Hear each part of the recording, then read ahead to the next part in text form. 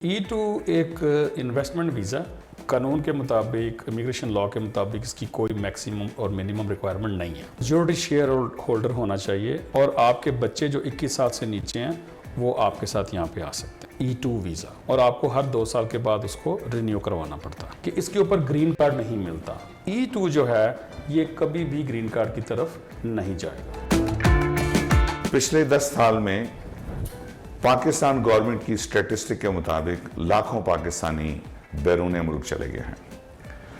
उनसे बहुत बड़ी तादाद जिसने इन्वेस्टमेंट की है वो पुर्तगाल में की है, स्पेन में की है और कुछ लोगों ने डोमिनिका पासपोर्ट भी ख़रीदा है।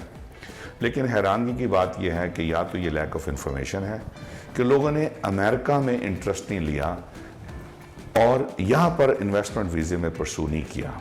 आज इस अमेरिकन बिजनेस वीज़े को एक्सप्लोर करने के लिए हमने फिर एक दफ़ा Mohammad Atif attorney at law जो कि इमिग्रेशन में स्पेशलाइज करते हैं उनको स्टूडियो में बुलाया है ताकि वो इस बात पे रोशनी डालें कि अमेरिका के अंदर बिजनेस वीज़े की क्या अपॉर्चुनिटी हैं। अस्सलाम वालेकुम आदिल साहब। जी वालेकुम अस्सलाम। बहुत से पाकिस्तानी जो हैं वो पुर्तगाल में माइग्रेशन ली है या माइग्रेशन ली तो उन्होंने वीज़ा परमानेंट वीज़ा लेके वापस पाकिस्तान में रह रहे हैं, लेकिन बहुत बड़ा ज़र मुबादला जो है ना वो बाहर के मुल्कों में मूव हो गया और वो नॉन प्रोडक्टिव है। जो रियल एस्टेट इन्वेस्टमेंट है वो तो नॉन प्रोडक्टिव भी होती है। तो आप इसमें रोशनी डालें कि अमेरिका में कोई ऐसी अपॉर्चुनिटी नहीं है जिसमें लोग यहाँ पे आ सकें, जहाँ पे which is called a land of opportunity. बिल्कुल, मैं समझता हूँ ये एक लैक ऑफ इंफॉर्मेशन है जिसके लिए आज हम दोनों इकट्ठे हुए हैं यहाँ पे। पाकिस्तान से लीगल तरीके से आप बिल्कुल यहाँ पे आ सकते हैं और बहुत सारी मुझे ऑफिस में कॉल्स भी आती हैं और लोग व्हाट्सएप के ऊपर भी रब्ता करते हैं। और ये बड़ा एक जनरल क्वेश्चन है लोगों का कि जी हम किस तरह लीगल तरीके से इन्वेस्टमेंट करके अमेरिका के अंदर शहरियत ले सकते हैं या अपना बिज़नेस यहाँ पे स्टार्ट कर सकते हैं। तो आज मैं इसमें काफ़ी सारे तरीके हैं, लेकिन आज जिस टॉपिक के ऊपर मैं बात करना चाहूँगा वो है E2 वीज़ा। इसके ऊपर बहुत सारे लोग मुझे क्वेश्चन करते हैं कि जी E2 वीज़ा की हमें रिक्वायरमेंट बताएं, कितनी इन्वेस्टमेंट चाहिए और कितना वक्त लगता है इसके ऊपर, और क्या हमारी फैमिली भी और हमारे बीवी बच्चे भी साथ आ सकते हैं कि नहीं आ सकते। तो पहला सवाल मेरा यह है कि E2 के लिए फाइनेंशियल रिक्वायरमेंट क्या है? जी, E2 एक इन्वेस्टमेंट वीज़ा, इसके अंदर कोई कानून के मुताबिक, इमिग्रेशन लॉ के मुताबिक इसकी कोई मैक्सिमम और मिनिमम रिक्वायरमेंट नहीं है। लेकिन $100,000, $1,00,000 जो है ये एक अच्छी कंसिडर होती है इन्वेस्टमेंट। ये डिपेंड करता है कि आप कौन सा बिज़नेस करना चाह रहे हैं। अगर आप न्यूयॉर्क सिटी में बिज़नेस कर रहे हैं कोई जो 2.5 लाख का है वो भी ठीक है। अगर आप छोटे शहरों में कहीं चले जाते हैं जहाँ पे $50,000-60,000 हज़ार का बिज़नेस लेना चाहते हैं वो भी क्वालिफाई करता है। सो बेसिकली जो इन्वेस्टमेंट है वो डिपेंड करती है नेचर ऑफ द बिज़नेस कि आप कौन सा बिज़नेस कर रहे हैं और कौन सी स्टेट में कर रहे हैं। जो परसेंटेज है इस बिज़नेस में जब आप $1,00,000 लेके आते हैं तो क्या होनी चाहिए जो एप्लीकेंट है उसकी? इसमें जो एप्लीकेंट है उसको मेजॉरिटी शेयर होल्डर होना चाहिए 51% से ऊपर। वो 51% भी हो सकता है, उसका वो 100% भी हो सकता है, वो 60-70 भी हो सकता है। डिपेंड करता है कि उसके पास, जैसे मैं आपको मिसाल देता हूँ, फ़र्ज़ करें अगर एक ऐसा बिज़नेस है जो $1,00,000 का है। अब अगर उस बंदे के पास जो एप्लीकेंट है जो पाकिस्तान से आ रहा है फॉरेन इन्वेस्टर, अगर उसके पास $1,00,000 नहीं है तो वो यहाँ पे कोई फ़र्ज़ करें उसके पास $70,000 है तो वो $70,000 इन्वेस्ट कर दे और एक पार्टनर यहाँ से ले ले जो $30,000 उसमें इन्वेस्ट करते हैं। तो इस तरह आप कंबाइन करके भी $1,00,000 का बिज़नेस ले सकते हैं। अच्छा, अब इसमें ये बताएं कि जो उसके साथ अगर वो शादीशुदा है, उसके बीवी बच्चे हैं, उनका क्या होगा? जी, इसमें आपकी जो बीवी है वो और आपके बच्चे जो 21 साल से नीचे हैं वो आपके साथ यहाँ पे आ सकते हैं। तो जो बीवी बच्चे हैं उनका स्टेटस क्या होगा इमिग्रेशन में? उसमें बहुत अच्छा क्वेश्चन। ये भी लोगों को बहुत कन्फ्यूजन है कि जी जो हमारे बीवी बच्चे हैं उनका क्या स्टेटस होगा।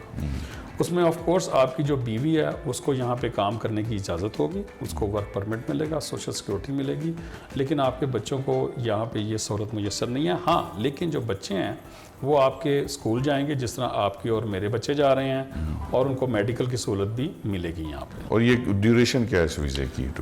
अगर आप देखें, जो इससे मैं थोड़ा सा इस सवाल का जवाब देने से पहले एक और बात को यहाँ पे बताना ज़रूरी समझूंगा कि अगर आप पाकिस्तान से करवा के आ रहे हैं तो आपको ये 5 साल का वीज़ा मिलता है पहली दफ़ा, और उसके बाद फिर ये 2 साल के बाद, हर 2 साल के बाद आपको ये रिन्यू होता रहता है।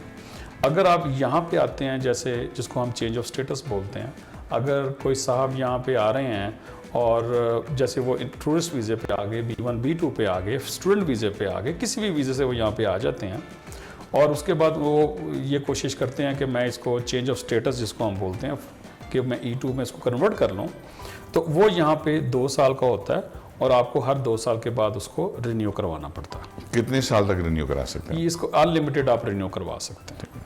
और ये जो इन्वेस्टमेंट है इसका प्रोसेस क्या है? कि पाकिस्तान में तो पैसे भेजने के बड़े मसाइल हैं, तो फंड्स कैसे ट्रांसफ़र होंगे? देखिए, उसमें ये पहली बात तो ये कि फंड्स जो हैं वो आपके लीगल वे से आने चाहिए, जिसमें वायर ट्रांसफ़र है, आपकी बैंक टू बैंक ट्रांसफ़र कह लें। इसके अंदर आप ये कि वेस्टर्न यूनियन से पैसे भेज देंगे, किसी को पाकिस्तान में देके यहाँ से ले लेंगे, ये जो है मनी लॉन्ड्रिंग के लॉ के तहत ये अलाउ नहीं है, और आप ये इस किस्म की इन्वेस्टमेंट एलिजिबल नहीं होगी। ये आपको, ये तो जो पाकिस्तान से आ रहे हैं उनको देखना पड़ेगा कि कैसे बैंक के थ्रू वो कोई अरेंजमेंट करके पैसे यहाँ पे लेके आ सकते हैं। अगर आज प्रोसेस शुरू किया जाता है तो कितना टाइम लगता है E2 का वीज़े के इंटरव्यू आने तक? देखिए, इसमें डिपेंड करता है कि पैसे आप उसकी रिक्वायरमेंट कितनी जल्दी पूरी कर रहे हैं। अगर आपने देखें, आपने पहले यहाँ पे एक कंपनी को रजिस्टर करना है, आपने वो उसका बैंक अकाउंट खोलना है, फिर उसके अंदर पैसे ट्रांसफ़र होने हैं, फिर उसके बाद आपने आगे बिज़नेस को परचेज़ करना है। तो जब आप ये सारा प्रोसेस कर लेते हैं, फ़र्ज़ करें मेरे पास एक केस आता है, जब आप मुझे कहते हैं जी लो जी जो हमारी रिक्वायरमेंट है वो पूरी कर ली हमने, तो आप 2 से 3 महीने के अंदर हम आपकी जो अपॉइंटमेंट है वहाँ पे कराची कॉन्सुलेट के अंदर वहाँ पे करवा देंगे। E2 के हवाले से कोई ऐसी चीज़, कोई ऐसा सवाल जो मैंने मिस कर दिया?